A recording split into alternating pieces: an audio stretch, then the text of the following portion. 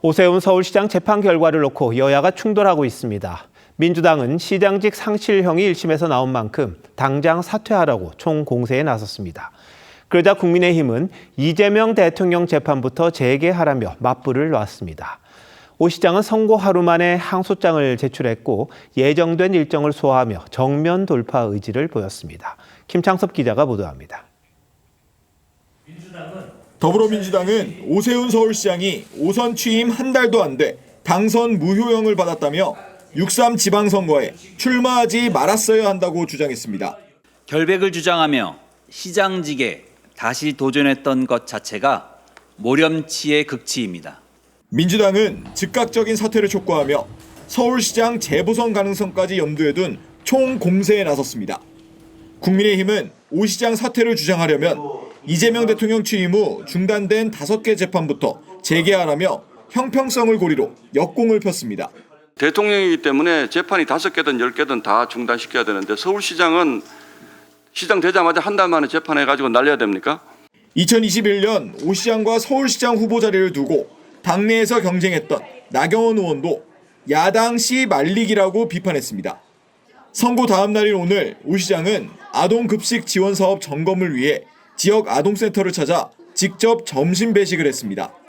사법 리스크와 상관없이 시정을 차질 없이 챙기겠다는 의도로 보입니다. 방학 동안에도 식사 문제 때문에 신경 쓰이시는 일이 없도록 잘 챙겨나가도록 하겠습니다.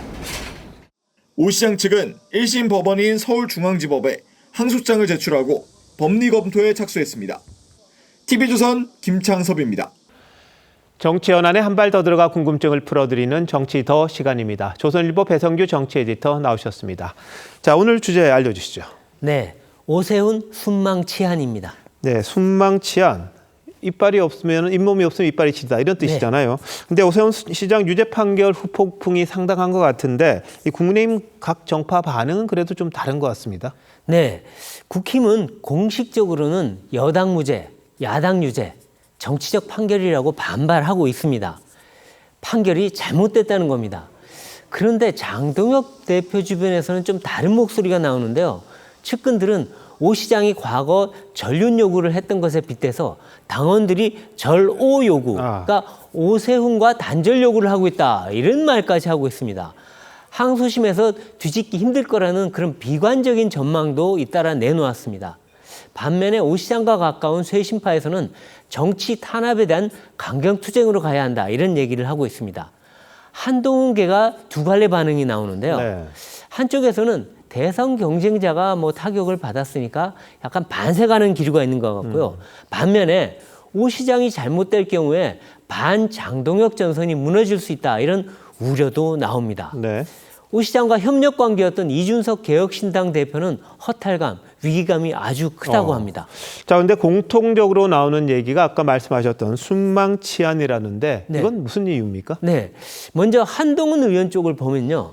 오 시장이 잘못될 경우에 장동혁 대표와 싸울 동지가 사라지게 됩니다. 오 시장은 그동안 반장동혁 투쟁의 최전선에 있었습니다. 네. 구주류가 장 대표 진영에서 이탈해서 중간지대로 옮겨오고 있는데 이것도 오 시장의 영향이 크다고 분석이 됩니다. 그런데 오 시장이 이탈하면 한 의원이 장 대표와 직접 싸워야 합니다. 반장 진영의 힘이 약해지면서요. 장 대표 측 공세가 한 의원에 집중될 수 있고요. 네. 또 복당이 계속 늦어질 수 있습니다. 그래서 이 대법원 판결 때까지 오 시장과 함께 손잡고 가야 한다. 이런 얘기가 나오는 겁니다. 네. 다만 친한가 일각에서는 오 시장 측이 사라져 준다면 한 의원이 대선 주자로 또 단독 주자로 더 스포트라이트 받을 것이다. 이런 기대감도 없지는 않습니다. 네.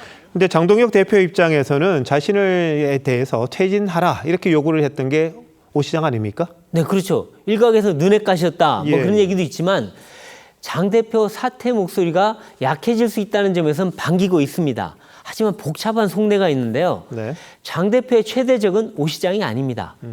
한동훈 의원입니다. 그러니까 6.3 선거에서도 한동훈 당선을 막으려고 끝까지 노력했지 않습니까? 예.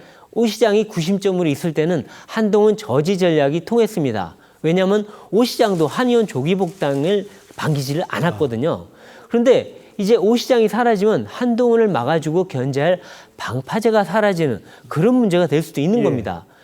그리고 대안부재론이 나오면서 한동훈 포비아, 한동훈 거부감이 약해지면서 오히려 구주류가 한 의원과 손잡고 한 배를 탈 가능성도 제기가 되고 있습니다. 그러니까 장 대표한테는 더 큰 위협이 될 수 있는 것이죠. 네. 근데 이준석 대표 정말로 순망치 않을 것 같습니다. 네, 그렇습니다. 이 대표는 6.3 선거 실패, 또 부산 정의안 후보 사태로 지금 상당히 큰 위기를 맞고 있습니다. 이 오 시장과 협력을 통해서 국민의힘과 연대를 모색해 왔는데요. 오 시장이 흔들리면 보수 대통합을 통한 정치적 활로가 사라질 수 있는 겁니다. 네. 한동훈 의원이나 장동혁 대표와 직접 맞상대해야 하는 것도 부담입니다. 오세훈계나 쇄신파도 당내 영향력 약화를 상당히 걱정하고 있는데요.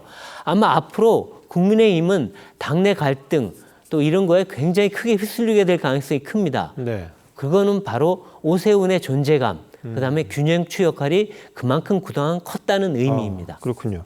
자, 그런데 지금 뭐 1심 판결이 나왔기 때문에 2심이 있지 않습니까? 네. 뭐 부활 가능성에 대해서는 어떻게 봅니까?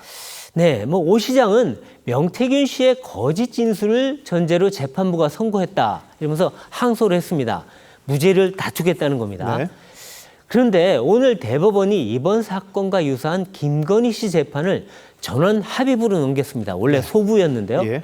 이건 뭐냐면 지금까지 2심이 무죄였는데 이걸 다시 보겠다는 그런 의미로 해석이 됩니다. 네, 네. 이거는 곧 오 시장한테 불리한 결과가 나올 수도 있다 이런 의미로 해석이 됩니다. 예. 하지만 여론조사를 의뢰하고 돈을 대납했다는 그런 직접적 증거나 진술이 없다는 점에서 2심 판결이 또 달라질 가능성도 없지는 않다는 게 법조계 얘기긴 합니다. 예. 오 시장의 운명과 국민의힘 역학구도가 10월 중에 나올 이 2심 결과에 달려있다 이렇게 봐야 될 것 같습니다. 네, 뭐 요즘 정치가 거의 보면 재판부에 달려있는 경우가 많네요. 롤러코스터를 탑니다. 네, 그렇겠군요. 최종 결과까지 한번 지켜봐야겠군요. 베이지터 잘 들었습니다.